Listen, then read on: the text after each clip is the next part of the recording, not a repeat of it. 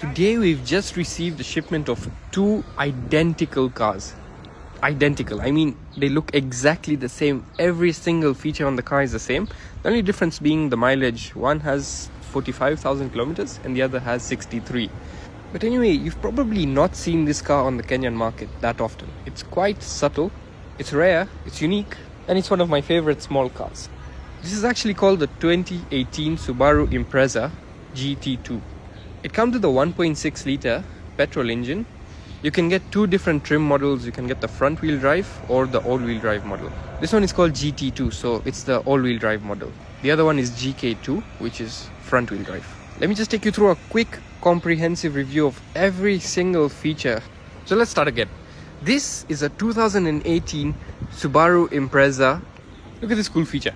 Many people don't realize what these two lines mean on a door handle. So if you see these two lines on a door handle, it means it's called keyless entry. It has keyless entry.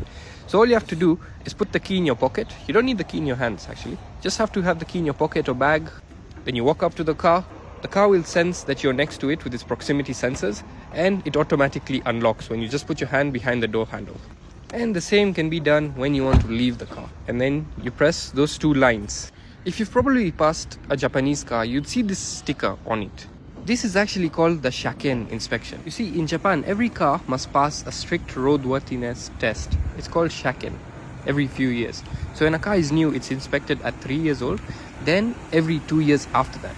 So this test checks everything, the brakes, the lights, the underbody, the emissions. So it has to be almost perfect for the car to pass. If the car fails, it costs a lot of money to fix. So many Japanese owners prefer to trade in or sell their cars instead of paying high shaken fees and repairs. That's why so many used cars from Japan are still in great condition. They're well maintained, they're regularly serviced, and they're usually driven gently on clean roads. So back to that shaken sticker. So you see the 7? The 7 is actually Reiwa 7. Reiwa 7 is 2025. So Japanese have a code for every year. So Reiwa 7 is 2025. So 2025, and the big 2 is just month. So 2025 February is when this car's inspection had expired. Now under the hood of the car we have a 1600cc petrol engine with a double overhead cam, DOHC. You can get around 114 horsepower, and the car comes with a CVT gearbox. An average fuel economy of around 15 kilometers a litre, 0 to 100 kilometers an hour in 12 seconds.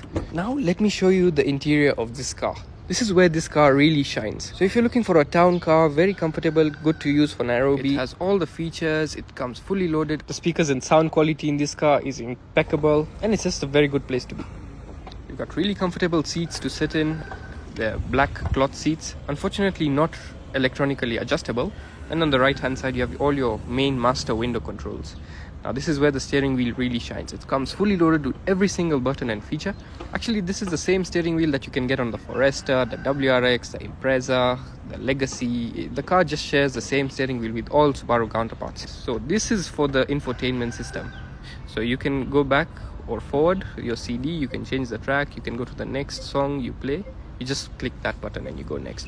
That's how you adjust your volume upwards, and you can put the volume down. And if you want to adjust the volume fast, you just press and hold for long. Now next to it we have a button called Source. Source is the button where you press when you want to switch between Bluetooth audio, FM, or your CD track, or DTV. I don't know what DTV is, but yeah.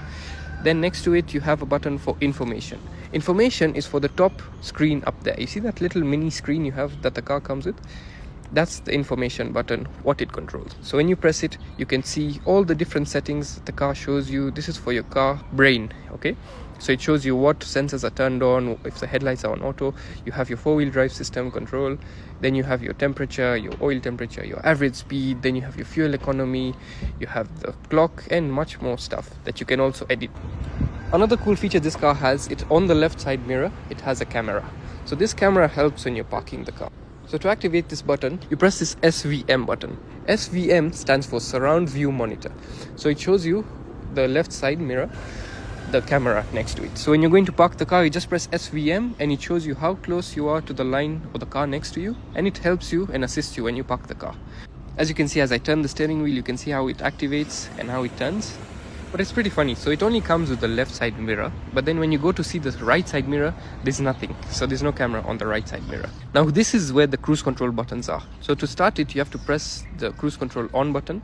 Then you can adjust the speed of the car. So if you're driving at 80 kilometers an hour, you just set the cruise control on and then you adjust. Then you can set the lane keep assist, so your car doesn't veer off onto the next lane by mistake.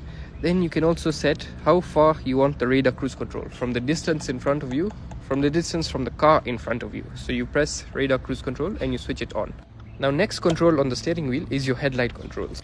So the first setting we have is auto. The car can sense when it gets dark automatically. So even when you pass through a tunnel, the light switches on automatically. Then next we have our LED lights. So this turns on, you know, that beautiful daytime running lights there. After that, the next button is for full lights. So this is when it's dark, and then you can also switch the fog lights on from that switch, and the rear fog lights when you pull that. This car also has headlight washers. If you ever wanted to know how to activate them on this Subaru, I'll show you. Start by turning on the wipers, then you double pull. Now at the rear we have a reverse camera with 4 parking sensors at the back. So this helps you when you're reversing the car. So let's see it in action.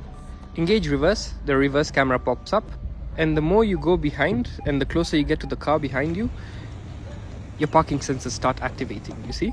It shows you what's closest. And when you can't move anymore, it starts beeping like mad. We also have a blind spot monitor, so you don't accidentally go into the next lane when there's a car next to you and crash into him. This Subaru Impreza comes with a 50-litre fuel tank. With an average of about 15 km per litre, you can easily get 650 to 750 kilometers on a full tank. Full tank would roughly cost you around 8,700 bob.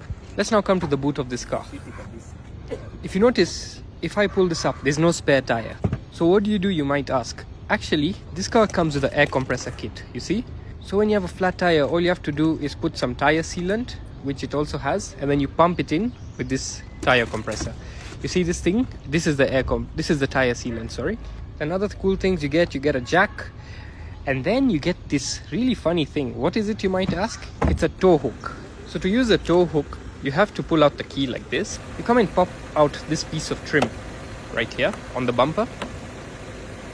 Then all you have to do is screw it in, and after that it's all ready to go. Now you can attach a rope here in case you ever got stuck. I know I didn't go into depth for the back seats, but actually the back seats are pretty roomy. You also have a center cup holder and an armrest there in the center. And also you can fold down the back seats. So all you have to do is pull up this lever on the left side and do the same for the right seats. And you have much more space in the back. So if you want to fully load this car and beba a lot of heavy stuff or a lot of stuff, you can fold down the back seats and get a lot of boot space in the back. Here's some advice from me. If you drive an automatic car, here's how you can care for your gearbox. So I normally see a lot of people just push the car into park and they turn off the car and they leave. Actually, there's a better way to do it. So first you stop, you apply the car into neutral, you pull up the handbrake, even if it's a normal handbrake, you just pull it up, you wait a few seconds and then you put the car into park. This saves your gearbox in the long run and then you can switch off the car. So I know that was a very long review. Now let's just quickly get to the price. Both of these cars go for a price of 2 million shillings each. That is my cash price. So let's say the car is 2 million shillings. If you want to pay higher purchase and take 20 months, I'll add 200,000 shillings on top because I take 10,000 shillings for every month that you take. So your total price will be 2.2 million shillings. I can take a deposit of almost half. So let's just say 1.1 million or even 1 million. But let's say you give me a deposit of 1.1 million. So if you split up the balance into 20 months, it means you only pay around 55,000 shillings every month. So I hope this review was helpful. If you're interested in any of these cars, my number is 0715 765 038.